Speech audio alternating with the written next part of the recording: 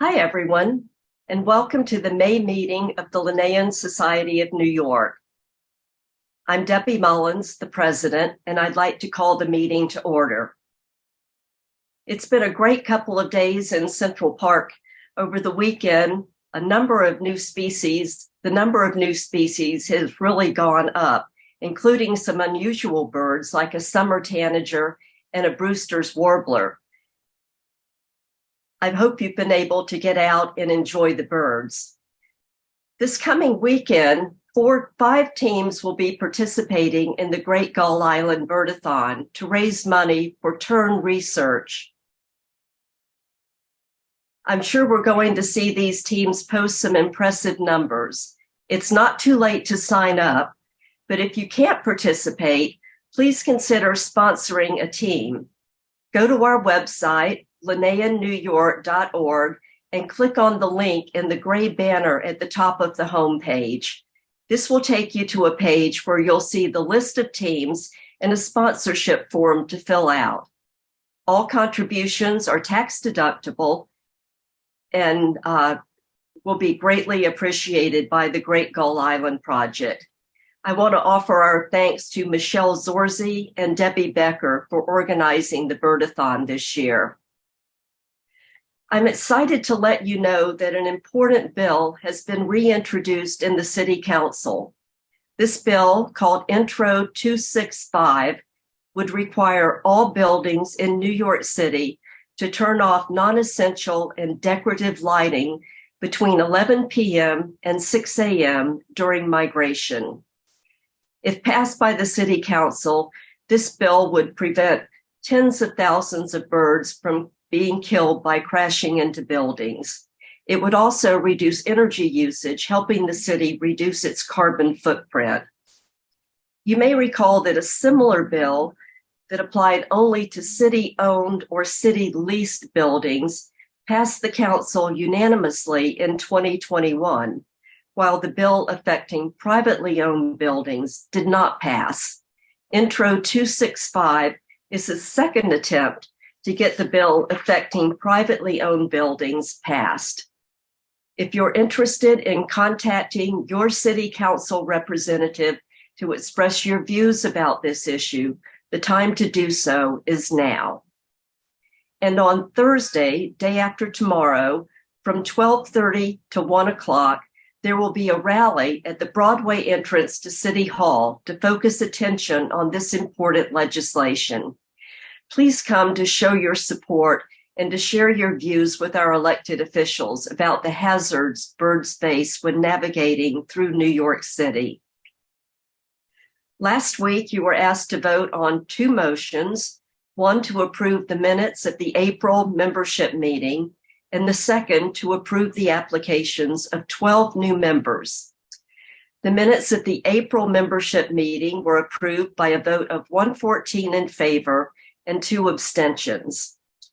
And I'm pleased to announce that the following 12 members were approved by the membership as new members of the Linnaean Society.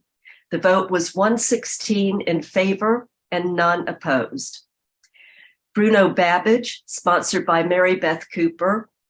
Emily Southwick, also sponsored by Mary Beth Cooper. Jean Ann Carfo, sponsored by Debbie Becker. Jen Berlin, sponsored by Kathleen Matthews. Christopher Hamlin, sponsored by Linda Labella. Yo Ming Lin, sponsored by Richard Davis. Anne Fearon, sponsored by Kathleen Matthews. Jill Apple, sponsored by Ken Chea.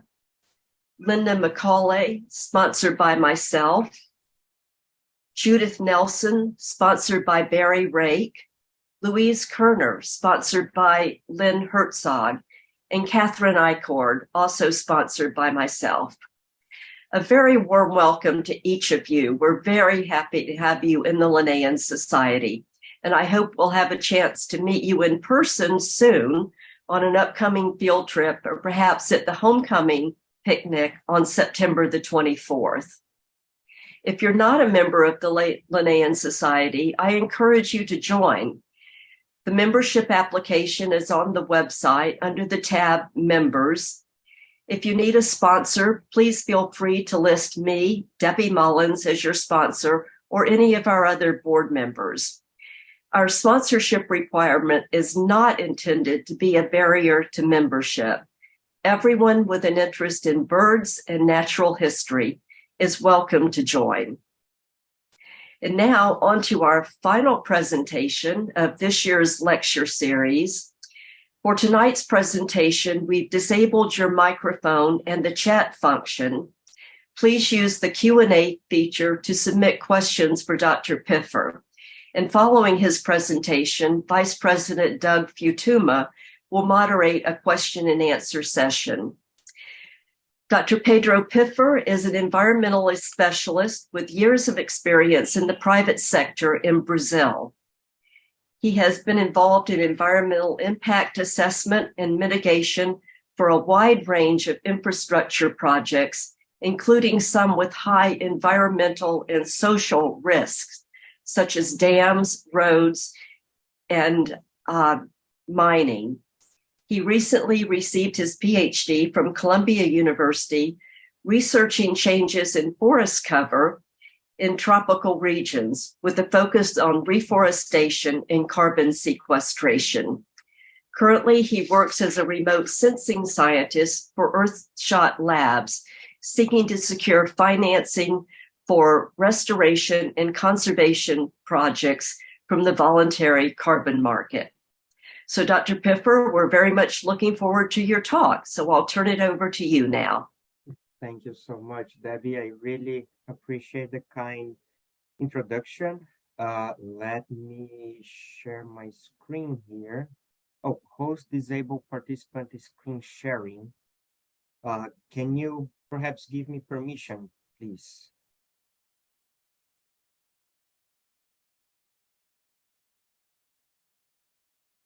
I think this. You should have permission. Hang on. Sorry, I'm trying. Hang on.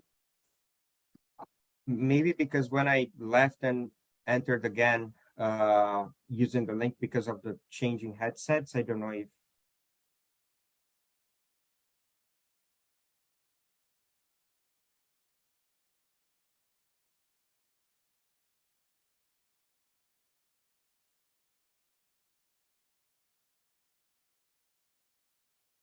All right, try again, please. Yes. And also your audio is a little bit low. It's still low? Oh, I apologize. I'll try to speak a little bit louder. Both my headsets are presenting this issue, and honestly, you invest in a good computer doing your PhD, but then the audio is not very good. So I deeply apologize for that. If by any chance during my talk it's very hard to hear or listen, please feel free to interrupt and let me know. Otherwise, I'll try to speak a little bit louder. Is this a little bit better? Can you hear me okay? Yes, thank you. Okay. Yes, thank you for the kind introduction. So my name is Pedro. I'm from Brazil originally. I have been here living in New York City for the last 7 or 8 years. I did my PhD at Columbia University. I worked with Maria Uriarte, Professor Maria Uriarte at the Ecology and Evolutionary Biology Department. And most of my research was focused on forest cover changes and the drivers of forest cover changes in tropical regions, especially looking at persistence of regenerated forests. So what is driving forests to regenerate and under which conditions they can survive. And this has, very important implications for a lot of ecosystem services provision. So I apologize if that is not very wildlife related, but if we want to still, cherish and still have the species of wildlife that we care about, restoration of ecosystems and natural ecosystems is very, very important. So these two this work is 2 chapters of my PhD research. They're published already, and I'll be more than happy to provide the references if someone is curious and wants to know more after the talk. So essentially, do regenerative forests survive? And here I'm going to explore a little bit what are the conditions that allow these young forests to survive. And this is important because if we look at most of the international treaties or agreements, like the Paris Agreement or the the UN Decade on Ecosystem Restoration, or the Bond Challenge, where a lot of countries, they not only made pledges to prevent deforestation and reduce forest loss, but there are a lot of pledges to promote forest recovery and promote reforestation. And a lot of tropical countries, like Brazil, my home country, they have expressed very ambitious challenges for restoring our tropical forests. And this will only be possible if these young forests do persist and survive over time. And there are essentially two key concepts that I'll be talking about within this next 30, 40 minutes or so. And the first one is regarding forest transitions. So forest transitions is essentially a framework where after a very long period of forest cover loss, this changes, right? So essentially, this is when a region or a country shifts from net losses of forest cover to net gains in forest cover. And this process, essentially, you start in a place where usually you have very high forest cover. Think about the Northeast US, right? So as colonizers came and agricultural expansion and urban expansion took place, you tend to see losses of forest cover at very high rates, usually, with the expansion of agricultural lands. And once this level of forest cover reaches very low levels, this tends to be a period of more stability. And after several decades or centuries, there are several conditions that can lead to the forest transition per se, or the shift from net losses to net gains in forest. And this usually is associated with rural to urban migrations, so abandonment of agricultural lands, also linked with agricultural mechanization, where lands that are less suitable for mechanized agriculture are abandoned, and then forests end up recovering those lands. But essentially, after you have your point of inflection in your transition, these gains in forest cover can come from two main causes, right? The main one, and that's the one that I focus my PhD, is reforestation coming from natural regeneration. So the recovery of native forests and natural forests, this recovery can be under assisted regeneration, where you have human intervention, or just unassisted natural regeneration, where forests will regenerate in areas that were just abandoned. But in some countries, the expansion of planted forests is a very important a factor as well. And this mostly for China, India, and Vietnam, they achieved successful restoration goals and commitments, but most of the forest that is increasing, the forest cover that is increasing, is mostly monoculture tree plantations. But when we talk about the tropics, a lot of the majority of the cases will be the recovery of natural forested ecosystems. Throughout history, several countries have gone through forest transitions. So if we think about countries that went from net losses in forest cover to net gains, the first ones that went through this period were countries in Europe. So countries like Scotland or France, or I believe at some point of this timeline, Great Britain and England as well. Because historically, since the Middle Ages, these are places that lost their native forest cover for centuries, right? And most recent, we can see portions of, for example, the United States, where especially like the Northeast is a very emblematic case of forest transitions. But now we see a little bit of other tropical countries undergoing this shift between forest losses to forest gains. So this is the first concept that I wanted to kind of introduce here, and the other one is related to the benefits of reforestation. So and why reforestation is important, right? So I will explain these two graphs a little bit, but essentially the graphs on the left are essentially showing that with age, which is on your horizontal axis here, as you increase in age, these black lines here see that you have an increase in biomass, in above ground biomass. So essentially, forests that mature over decades, they sequester and store more carbon. So this is really important for climate change mitigation, for example.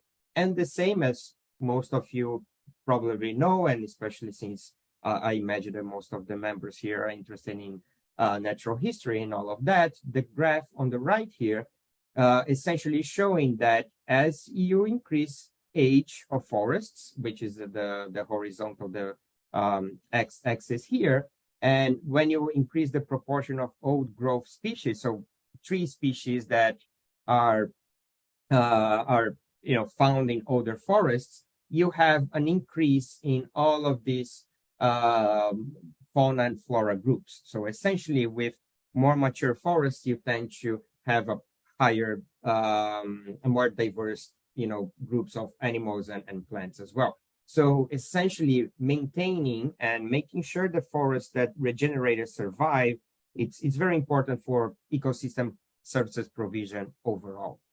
And what is the big problem here? And there is a severe lack of studies and data on how long do young forests survive, especially in tropical regions, right? But the few studies that we have so far really indicate that new forests tend to not survive for long, right? So these are three examples, and I'll explain here. So the first one, the graph that we have, the red colors here, essentially this is saying on the y-axis here, like on the vertical axis, the amount of area that was lost of forest cover between each year of this time series. And if you look at the brighter red here, a lot of the forest that is lost every year in the Brazilian Amazon are young forests, right? So and this is only applied for secondary forests or forests that regenerated over time. I'm not talking about deforestation of primary forests. So essentially, once a forest regenerates, it has a lot of chances that it won't survive. And the same was recorded for the Peruvian Amazon or Costa Rica as well. So if you look at the probability of clearing here in the Peruvian Amazon, it peaks here at ages of around 5 years, or essentially around 5 years is when these new forests are under the most threat. And the same in Costa Rica as well. If you look at the number of forest patches, which is in the y-axis here, that are persisting over time, really decreases. So essentially, when forest gets more mature, they might persist longer, but young forests are at a very high risk. So what I did on my PhD. So in the first chapter here that I'm going to talk about, and this, so it's forest transitions and its ramifications for carbon sequestration in the Brazilian Atlantic forest. So a tropical forest ecosystem in Brazil. If you are curious by any chance, this was published in Global Change Biology, and I can provide the PDF of the paper afterwards. So for those of you that are not familiar with the Brazilian Atlantic forest, is this coastal tropical forest that occur all along the coast of Brazil. And if you look at this map, the green is what is the remnant of forests that we have today in the present. And all of this area that were this kind of yellow shade used to be forest cover.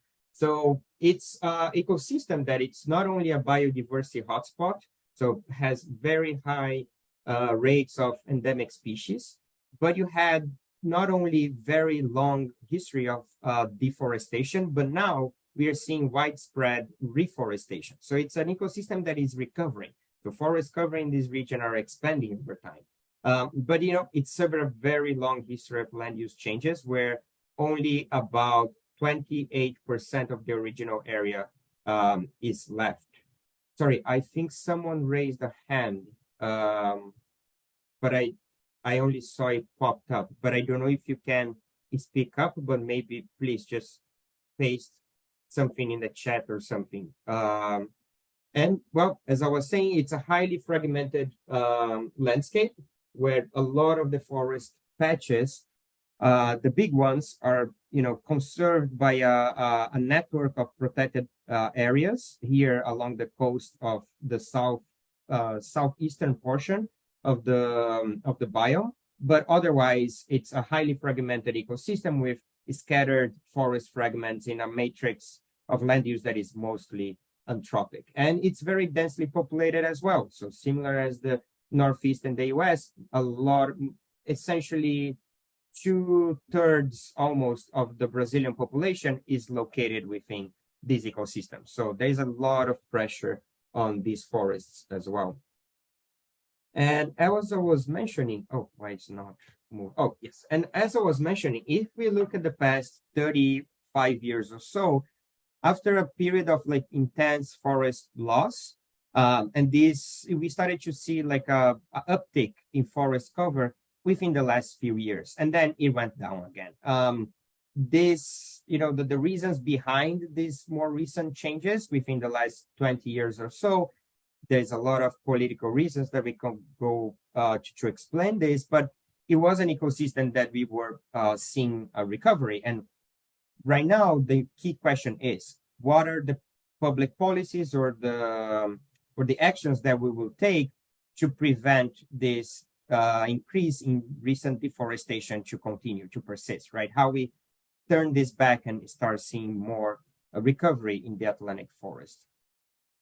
So to do this, I started looking at changes in forest cover at the scale of the municipality. So for all 3,400 municipalities within the Atlantic forest, I started collecting data on forest cover, like historical time series of forest cover. And as we see, and I was saying, if we look at the last 35 years, give or take, the first 15 years between 85 to 2000, you see that most of these municipalities here are shades of red. So essentially they lost forests between this 15-year period. But if we start to look from the 2000s onwards, a lot of the municipalities that were red now are green. So a lot of places are starting to see an increase in forest cover after levels of forest reached very, very low values. And if you were curious, what does and I used, and my research mostly relied on satellite imagery. So I apologize for the lack of nice photos throughout the presentation, but this is how the ecosystem looks like. So these two photos that are landscapes, those are the two state parks, so state level protected areas that occurs around mountain regions. So it's a very beautiful forest, dense canopy, high understory structure, and a lot of biodiversity. And I was told that for the audience today, I should probably add some bird photos to my presentation. And luckily, I worked with wildlife monitoring for years in Brazil, and I always carry my camera and all the lenses and all the heavy equipment as well. But these are some of the species that I photographed over the time in this ecosystem, in this region, which I think for most of them is with exception like vermilion flycatchers, most of them I think are endemic to the Atlantic forest. So all of these tanager species, I'm pretty almost sure that are endemic to the Atlantic forests, both these hummingbird species as well. So it's although it has been an ecosystem with a very, very long history of degradation and deforestation, we still have very high rates of biodiversity, and it's still a very biodiverse ecosystem. So yeah, in order to protect and see all of these species, to grow their populations, we need to do something about the conservation of this ecosystem.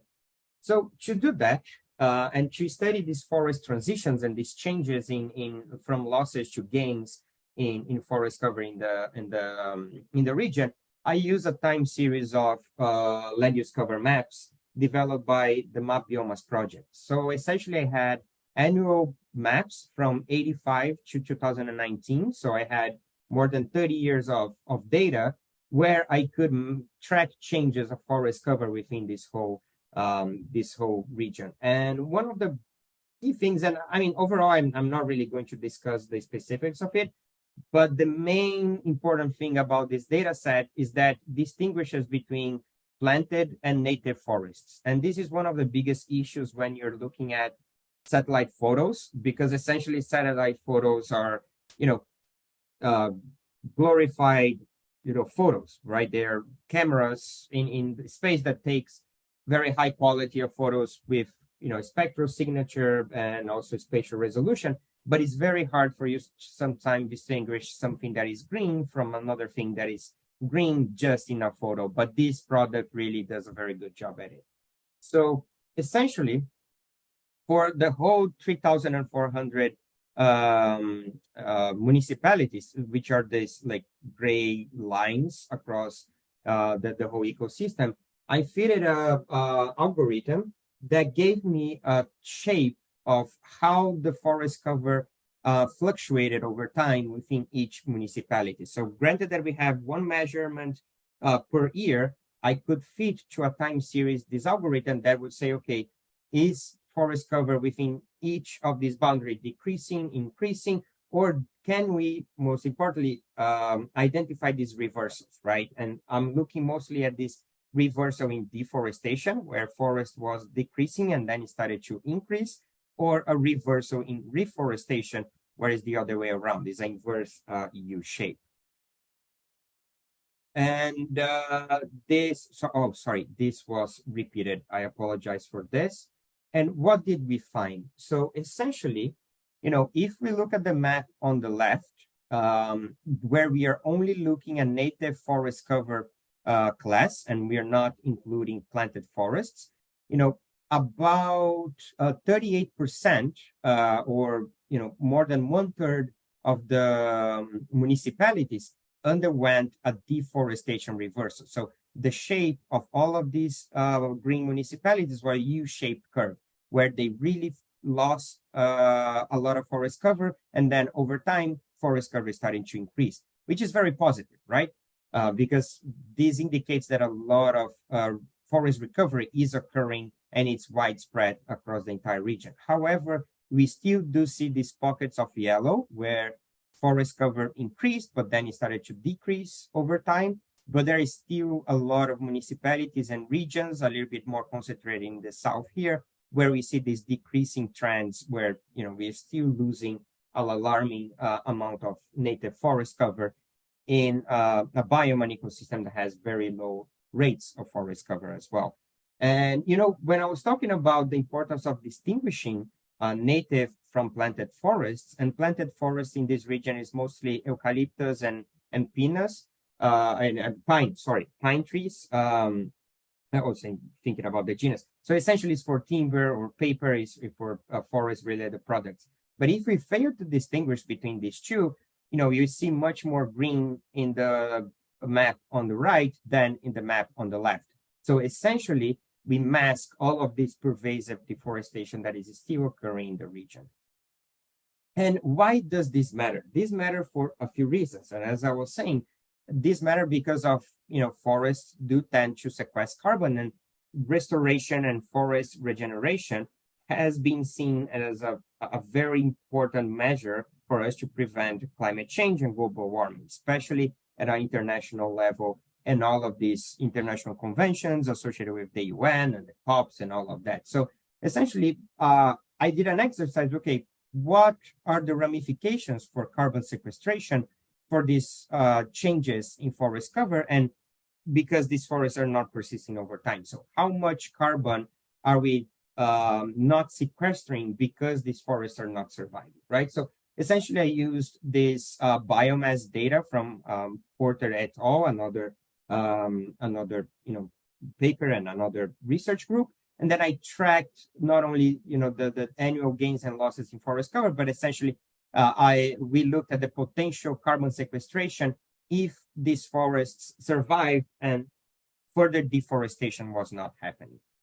And what we found here, and that we saw loss of 70% of the carbon sequestration potential of regenerated forests. So essentially, if we compare these two maps between the one on the left and the one in the center, we see that the one in the center, that would be the potential carbon sequestration if no deforestation occurred once regenerated forests were established. We see a lot of more dark green and compared to the one on the left, right? So essentially, and the map here on the right is the potential of carbon sequestration that was lost because of the re-clearing of regenerated forests. So essentially, we are losing about 70% of the potential for carbon sequestration.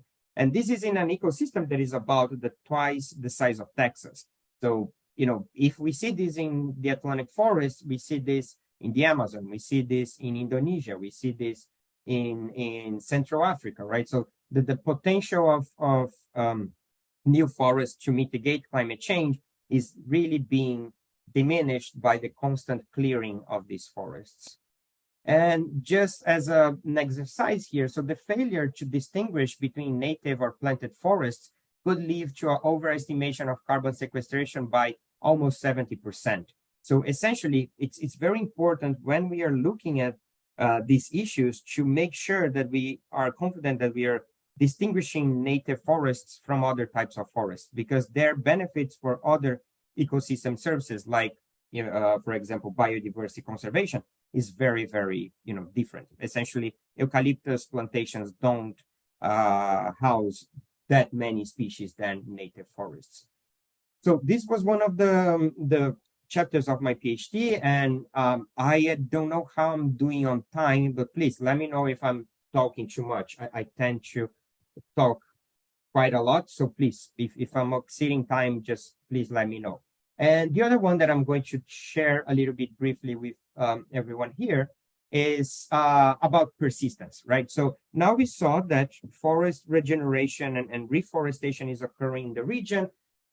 This tends not to persist most of the time, and we are looking at this at the scale of the municipality, a more coarse scale. So now, why are these forests not persisting, right? So now then this second question, I'm zooming in and doing a more detailed analysis to kind of understand the situations of why these forests are not persisting. And again, if new forests don't persist, a lot of these forest species like this toucan here or the trogon here, a lot of these species, this hummingbird is a high forest-like species, a lot of them won't start colonizing new areas if these forests don't really age, mature, and persist in the landscape.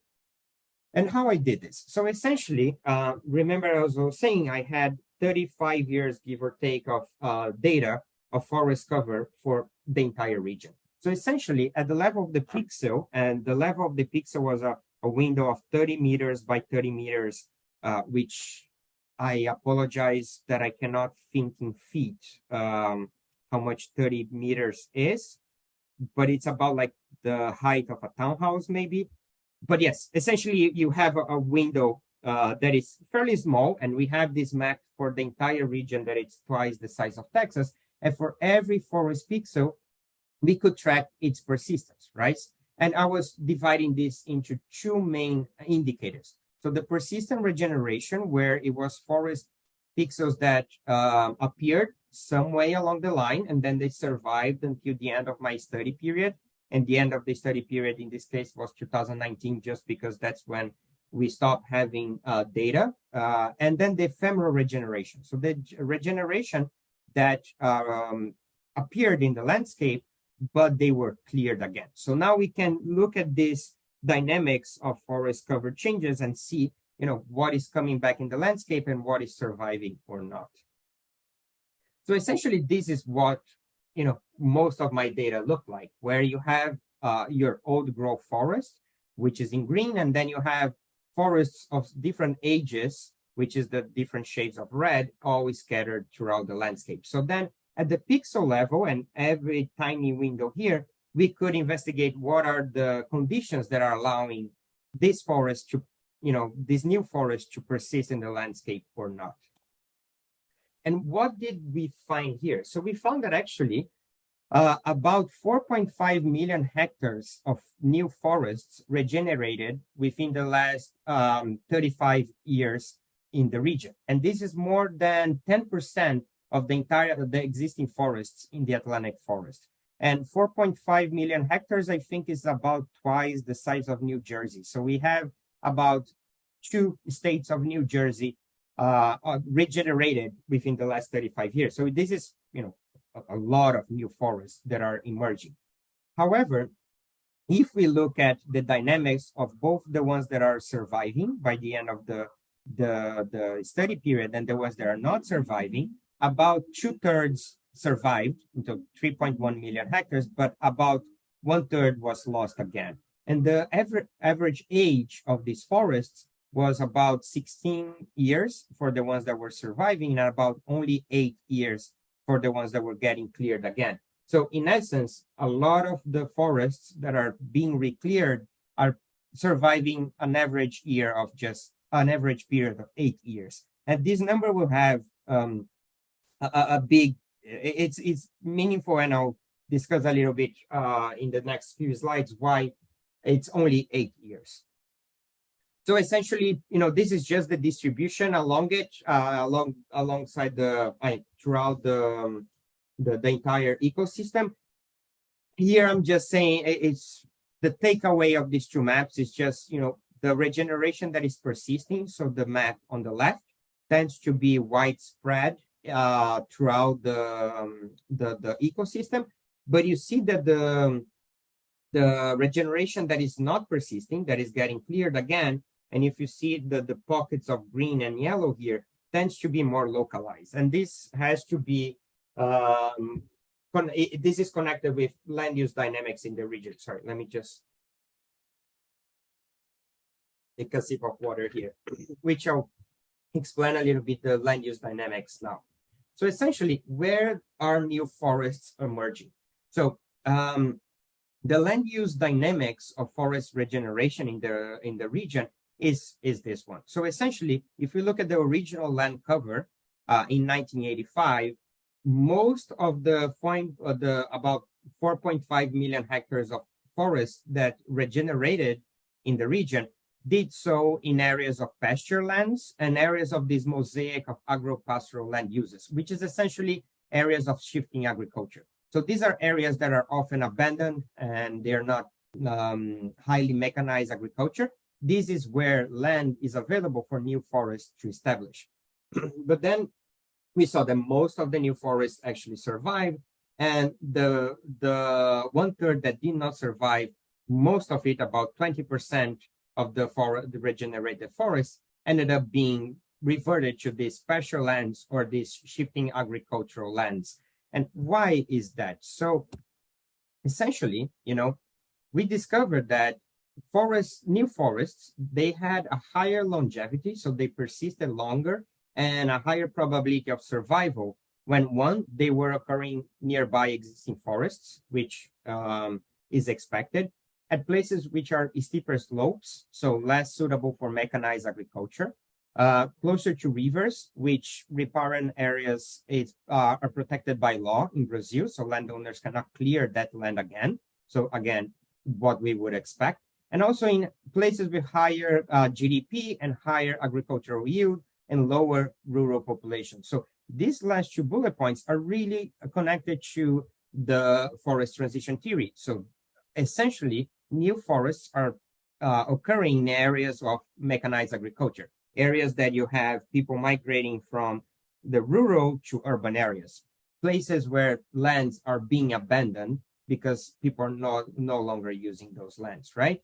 And essentially, in areas where you have permanent agriculture, where mechanized agriculture is already established, you have less land available for regeneration. But if the new forests that are regenerate in that area, they tend to persist longer, just because they are regenerating marginal areas that are probably going to be left alone.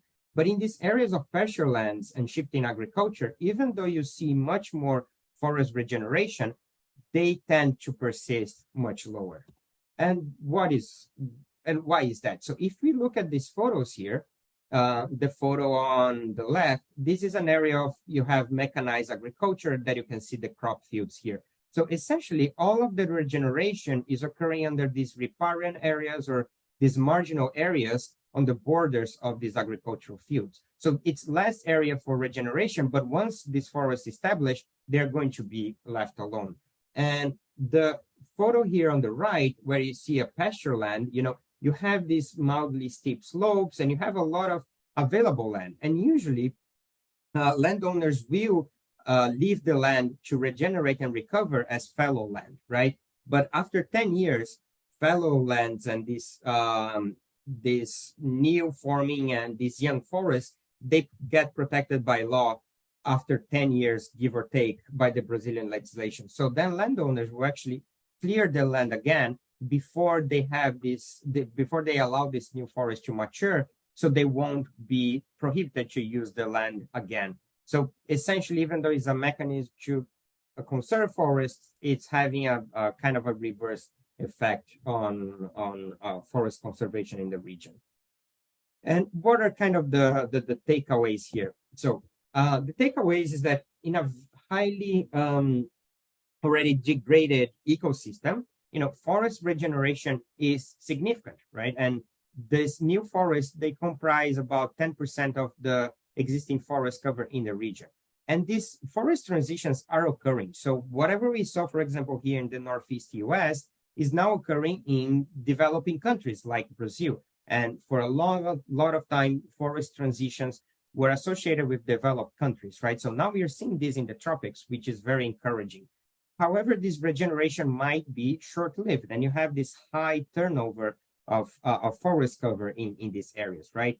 And if we don't create policies and incentives for new forests to persist in tropical regions, we are losing a big chunk of their carbon sequestration potential. So we essentially, all these nations are committing pledges and are really active within the international scenario about restoration, but in essence, very little is actually being done, right? And so essentially policies and future policies, not only in Brazil, but other places as well, they should not only promote regeneration, but they need to ensure their persistence, because countries most often stop doing the work once they see forest regeneration, and they don't really put effort into the second part, right? So essentially, how do you motivate landowners and other stakeholders to maintain forests? And essentially, yes, forest transitions can be fickle and hard to predict. And I think this is mostly a repetition of what I just said. So with that in mind, thank you, everyone. I really appreciate, your time, the attention, and the invitation to, share a little bit of my PhD work with you all. So if you have any questions, I hope you all enjoyed the talk and the topic, and please.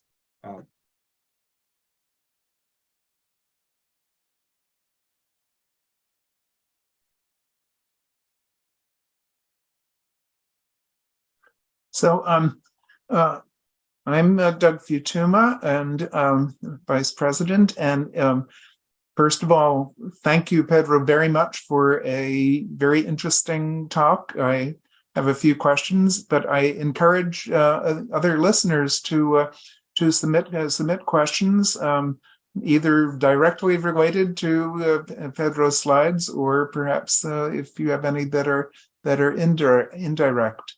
I want to start by saying that that I've had the good fortune of visiting the area that you were describing a couple of times, and I really encourage any Linnean members or other people who are interested in birds or other natural history to go there. There are some of the areas that you described are protected parks, as you mentioned, and some of them, like Itatiaia Park, are really wonderful places to visit to see tropical diversity. The variety of birds is really stunning. And at least in some parks, you will find that there are resident guides, many of whom know the birds and are very happy to take people around and show them them. Yeah, if I can leave my Professor, I can give my email. I have some colleagues or people that I know in Brazil that are birding guides, and as you were mentioning, a lot of this area in Brazil, you have these protected areas. It's highly developed, so tourism in their area is very easy to move around. It's relatively, safe. Of course, you are in a different scenario as New York, but it's safe. It's easy to move around.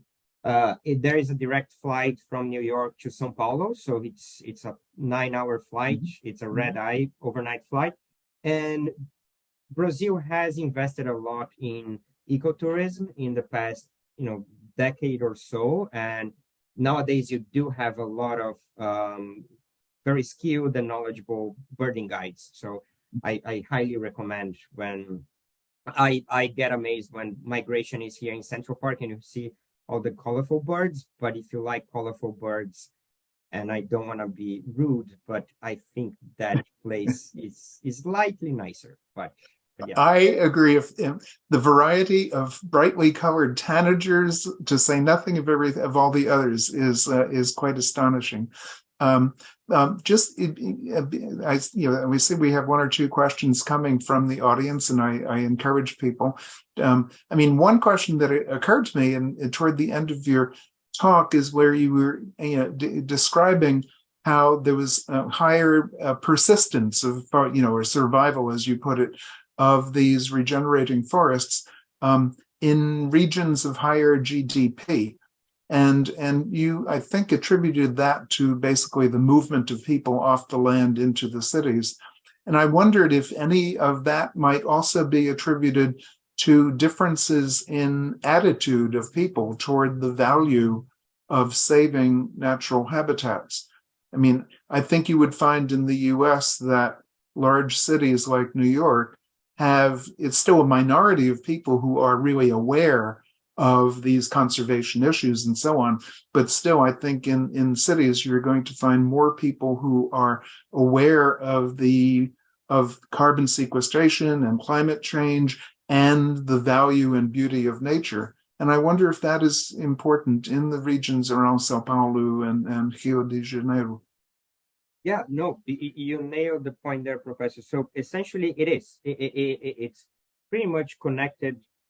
So when we talk about deforestation or forest regeneration, you have like proxy, it's underlying causes or proximate causes, right? So you have like deforestation because of mining, logging, but then there's a lot of other underlying factors that actually influence all of this dynamic. And essentially, if you look at places with higher GDP, they tend to be more industrialized.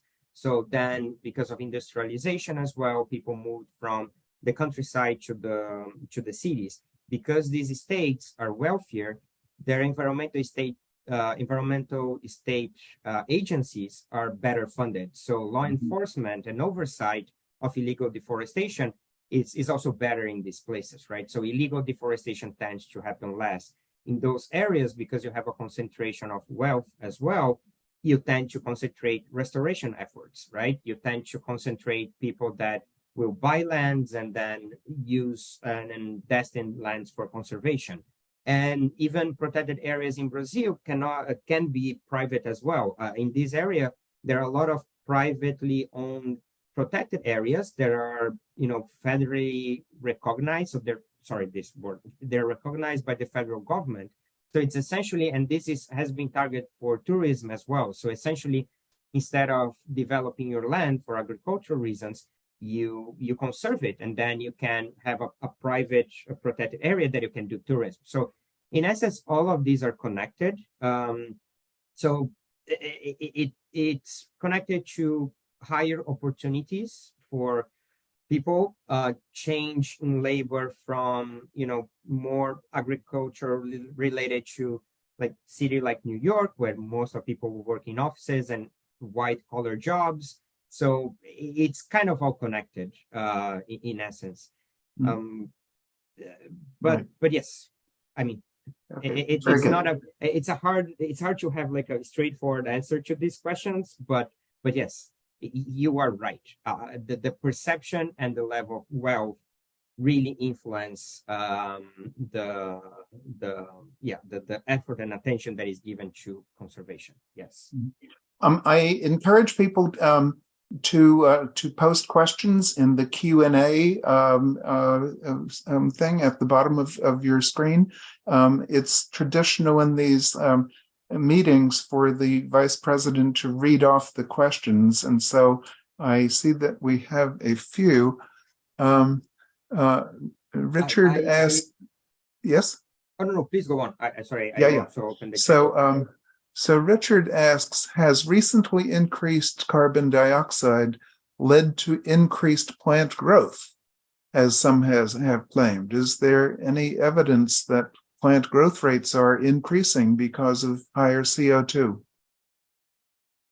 Plant ecophysiology is not really my area of expertise, and I probably don't have a satisfactory answer to this. But I will say that even if increased CO2 would lead to plants growing faster or growing more or sequestering more carbon, I don't think would still offset in the net balance of the amount of emissions that we are putting in the atmosphere. I think that would be like a very minuscule dent in the problem that we have. If we're talking about climate change and even restoration and avoided deforestation and how much that contributes to climate change is still a very, very small portion when compared to shifting our like essentially our energy matrices, right? So the burning of fossil fuel still contributes much more to climate change, and if we change all of our energy matrix, we'll make a much higher impact than nature-based solutions, right? That's not to say that nature-based solutions are not important, but in magnitude, I think we have to tackle this issue more as a change in our society rather than counting on plants to eventually save us a little bit from a warmer future. But yeah, sorry, I don't really have an answer to that question.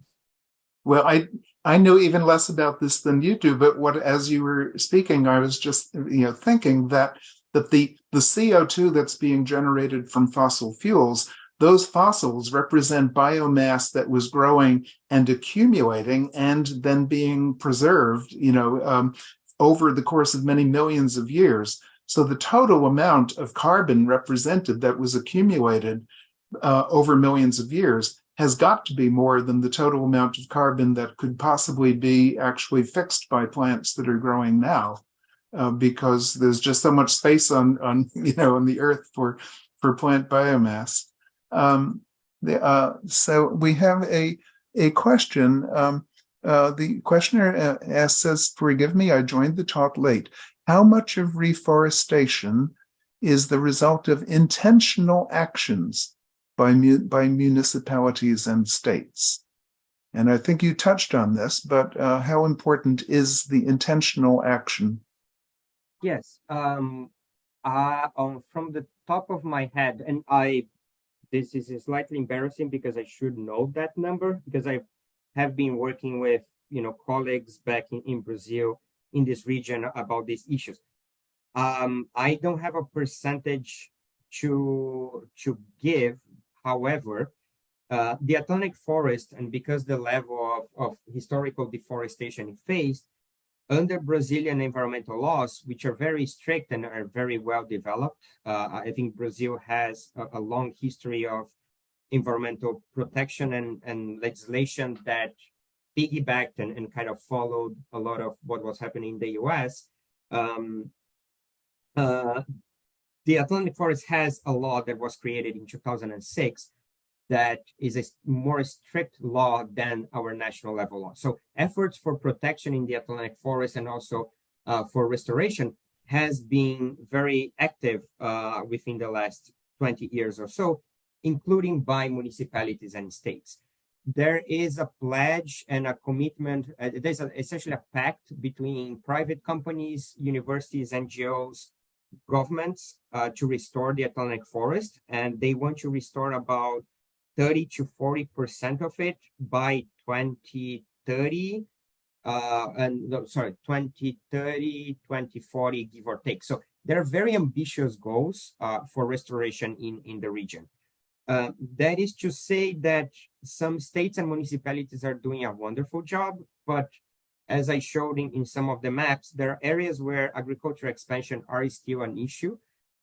So it is really depends on, and it really fluctuates with government changes as well. Unfortunately, deforestation in tropical regions are highly impacted by governments, and we saw this the last 4 years that we had Bolsonaro. Even though the laws in Brazil didn't change, a lot of the people in charge of environmental agencies and protection agencies, they were appointed by the national government, and oversight was lacking. So I think it's changing, and governments are doing a much better job than before. But it is still, there is still a very crucial need for incentive and payment for ecosystem services programs for landowners to keep forests in their lands, because essentially 95% of the lands within this region are privately owned.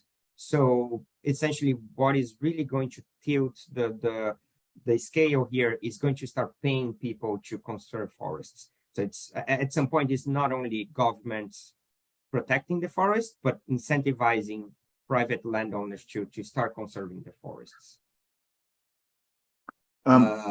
Thank you. Jean-Paul and Mary ask, is the change in Brazil national leadership in the last election, does that make a difference in the conservation of the forest? I think you may have already touched on that, but maybe you would like to say more. The Yes. change of the in the last election. Yes, and I mean, I don't know people who are attending this talk or what are your political views, but in essence, what we see in Latin America and in a lot of places in developing countries is what happened in the US, where you had a more right-wing conservative movement. In particular, in Brazil with Bolsonaro, it was very denigrating and very negative for environment, right? For the environmental conservation. It has been a big shift. I think our current president, which is Lula, he served 2 terms in the early 2000s.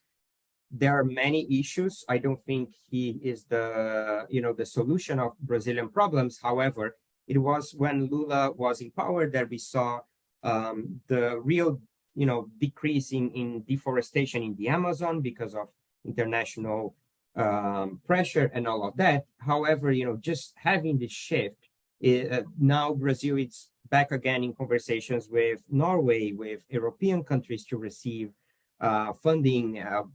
They are now funding via USAID or from other developed countries are much more likely to go into preventing deforestation. And the current government does have a very an amazing environment minister.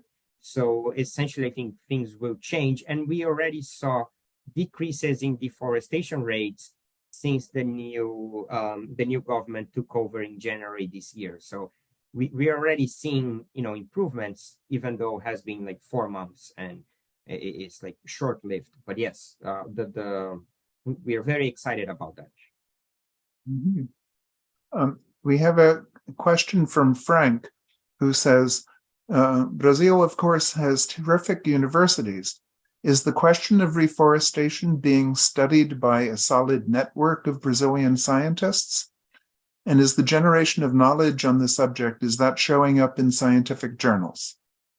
Yes. I think any country compared to the US is a little bit handicapped when it comes to amount of universities and amount of money that goes into research. But Frank, thank you. You're correct. Brazil has a lot of very good universities and some that are listed in the top like 300 universities in the world.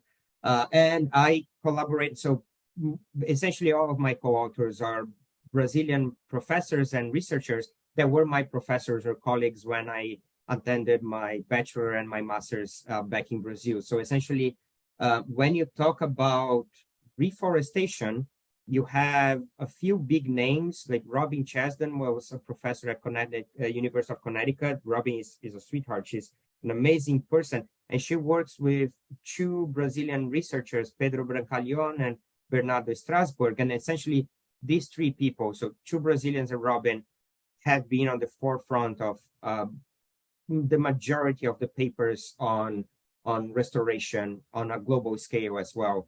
So I'm really happy to see, Brazilian researchers contributing to the scientific literature, even though we are handicapped with, lack of funding and, the currency, money in reais, our currency is different than money in dollars, right? So all of the things considered, I think we're still doing a good job. And most of the papers that we see, usually from American universities and researchers, usually have collaborations with Brazilian people, especially because Brazilians tend to be protective about, our research topics, right? So I think like historically, the way that people from other countries, have to, the hurdles that you have to do to get into Brazil, you have to establish collaborations with local scientists as well. And I think this has been reflected in the literature in the past. And if people are interested, I am more than happy to select,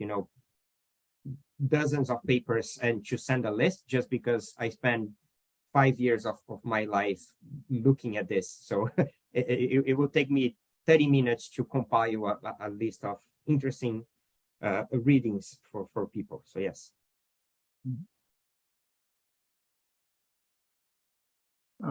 So I invite more questions. We still have some time. I think, Debbie, you may want to interrupt when you think that it's time to stop. One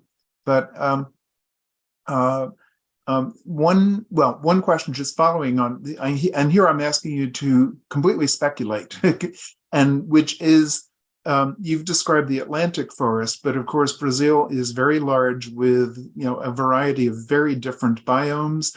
Much of the center is the dry Cerrado region, and then of course there is the Amazonian region itself with the world's greatest rainforest. Do you have any feeling at all for whether the extent to which the dynamics that you have described and the effects of social dynamics on the forest regeneration, do you have any feeling at all of whether or not these ideas would also apply to those different biomes?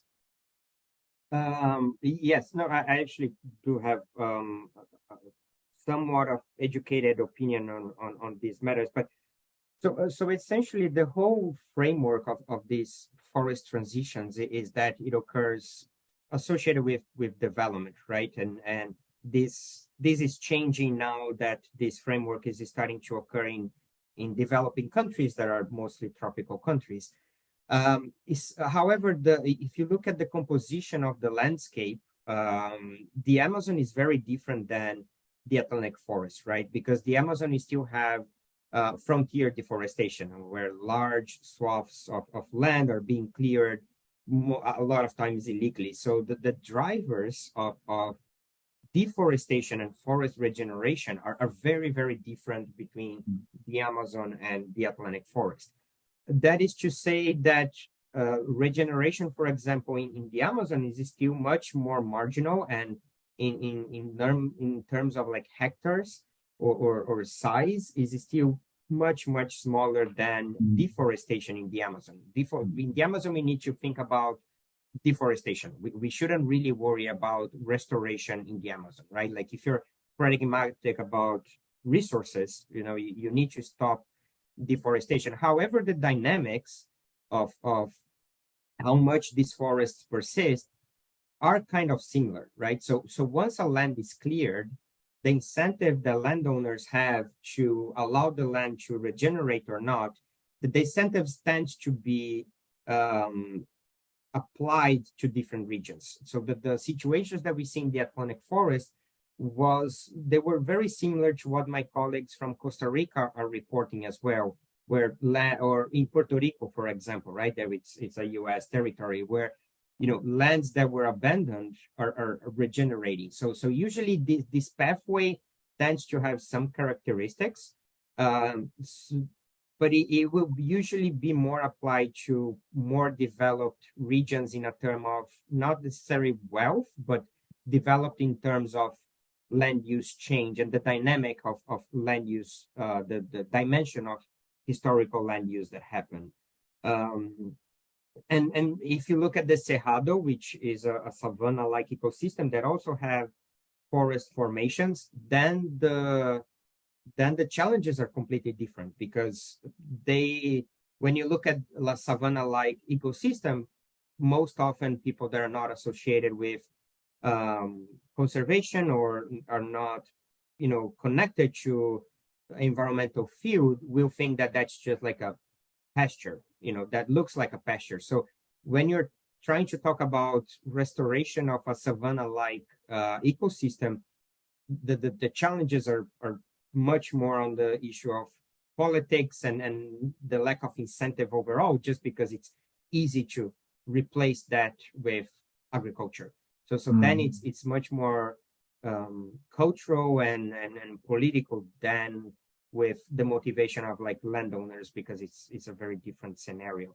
But the limited knowledge that I have, I think across the tropics, countries that are starting to see the shifts in Central Africa are countries that tend to be more stable politically as well, and a little bit more stable regarding economy, in Asia as well. Like today, and I think when Debbie introduced, I recently changed jobs. I'm working at Wingrock International. It's one of the big Rockefeller foundations, but now I'm working with a program that is destined for nations to develop REDD+ projects. And REDD+ projects are avoided deforestation projects, and then you get paid for these avoided carbon emissions.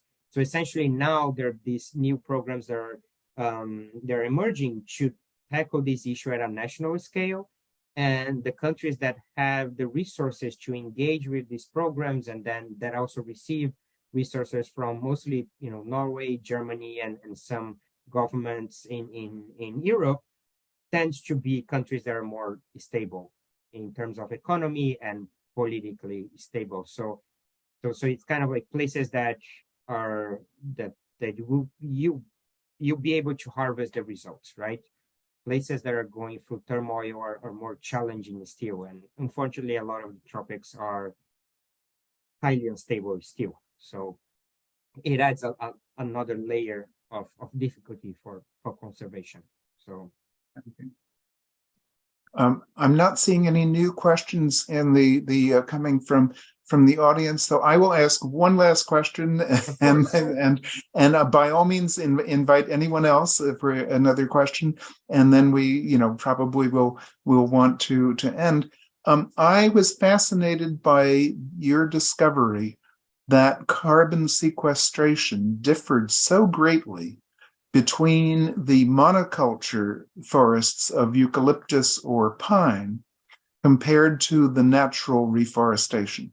So you found that the naturally reforested forest had much higher carbon sequestration. Is that right?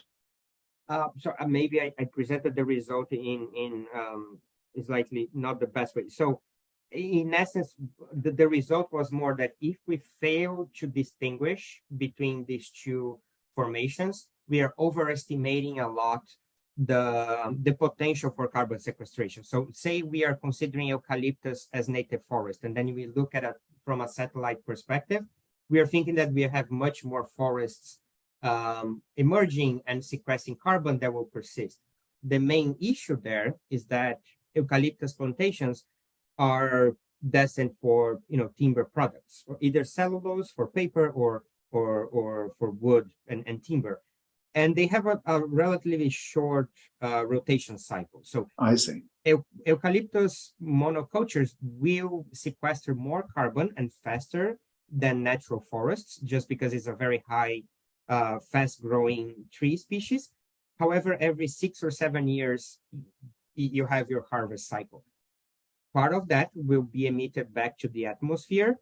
Part of that will become paper or furniture. So not all of this carbon will be emitted again, because some of it will be permanently stored in your kitchen cabinet or your desk. But in essence, the biggest issue, I think, is that some nations were really pushing, like China, Vietnam, India, mostly in Asia, were pushing to meet restoration and conservation goals and pledges by planting monoculture like one single species of trees, right? And we all know I've seen in China, if you drive to the coast from Beijing, all you will see will be populus, a kind of cottonwood or I mean, it's very depressing. I'm sorry, go on. No, and in a lot of cases, maybe in China is also for the